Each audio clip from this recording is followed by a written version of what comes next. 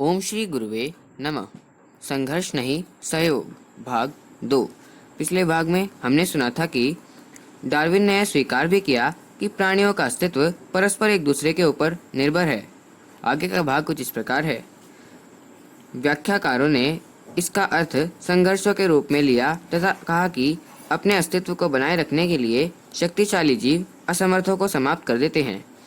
परिस्थितियों की महत्ता प्रतिपादित करने की दृष्टि से संभव है डार्विन ने भी इस सिद्धांत को संकुचित अर्थों में प्रयुक्त किया हो, पर ऐसा प्रतिपादन एक पक्षीय एवं एकांकी है।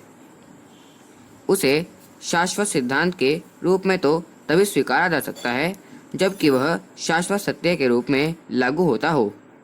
वस्तुतः जीवन संघर्ष का अर्थ आपसी टकराव से नहीं था। इसकी पुष्टि स्वयं डार्विन ने अपनी प्रसिद्ध कृति द डिसेंट ऑफ मैन में की है। वे लिखते हैं, विकास के क्रम में असंख्य प्राणी समूहों में पृथक पृथक प्राणियों का आपसी संघर्ष मिट जाता है।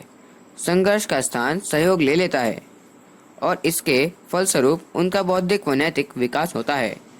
इस विकास से ही उन प्राणियों का अस्तित्व बने रहने के लिए अत्यंत अनुकूल अवस्था पैदा होती है।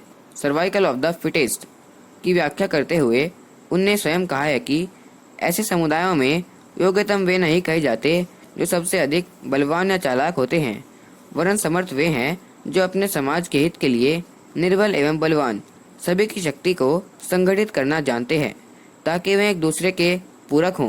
जिन समुदायों में एक दूसरे के प्रति सहानुभूति रखने वाले प्राणियों की अधिकता होगी वे ही सबसे अधिक उन्नत होंगे और फलेंगे फूलेंगे।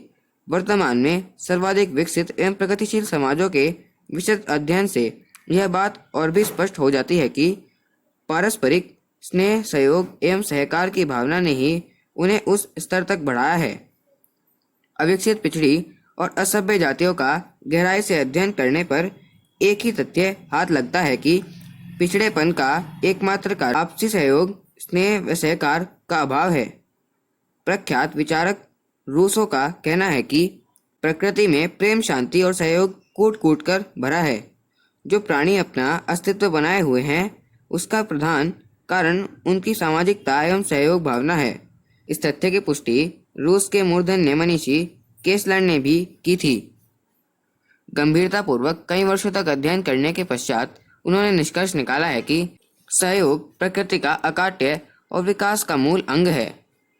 जीवन संघर्ष के सिद्धांत का दुरुपयोग होते देखकर उनने उसका वास्तविक स्वरूप समझाते हुए कहा है कि जो प्राणी शास्त्री तथा अन्य दूसरे वैज्ञानिक उस नियम पर जोर देते हैं जिसे वे जीवन संघर्ष का निष्ठुर नियम कहते हैं, वस्तुतः वे इस नियम के यथार्थ रूप को भूल जाते हैं कि प्रगति एवं विकास के लिए पारस्परिक सहयोग सहकार का नियम अधिक महत्वपूर्ण और शाश्वत है।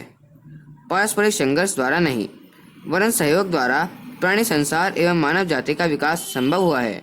प्रिंस क्रोपाटकिन ने भी यही तथ्यों का रहस्योद्घाटन अपनी बहुचर्चित पुस्तक में किया है और कहा है कि संघर्ष जीवन का दर्शन नहीं बन सकता। यदि ऐसा होगा भी तो अपनी अंतर्वृत्तियों, दुष्प्रवृत्तियों से लड़ने एवं परिस्थितियों के अनुकूल मात्र के लिए। स्थूल परिप्रेक्ष्य में जीवन संघर्ष को सृष्टि का अनिवार्य नियम मान लेने पर तो हृदय विदारक स्थिति प्रस्तुत होगी। समाज की प्रगति एवं सुव्यवस्था आपसी सहयोग एवं सहकार पर टिकी हुई है। संघर्ष यदि सफलता का आधार बन जाए तो सामाजिक व्यवस्था को विशृंखलित होते देर न लगेगी। अनीति, अत्याचार से, शरीर बल से, सैन्य बल से हर व्यक्ति, हर समर्थ राष्ट्र दूसरों पर अपना प्रभुत्व स्थापित करने का प्रयत्न करेगा। नैतिक पुरुषार्थ की, मानवीय भाव संवेदनाओं की कोई महत्ता न रहेगी। फलतः प्रगतिशील मानव समाज की भी वही दुर्दशा होगी जो विलुप्त जीवों एवं संघर्षरत आदिम जातियों की हुई। स्पष्ट है कि अस्तित्व संघर्ष का नहीं सहयोग का है, सहकार का है।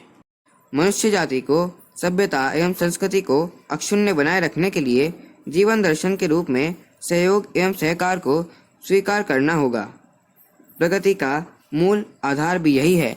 अखंड ज्योति, मई 1991, पृष्ठ 32। ओम शांति।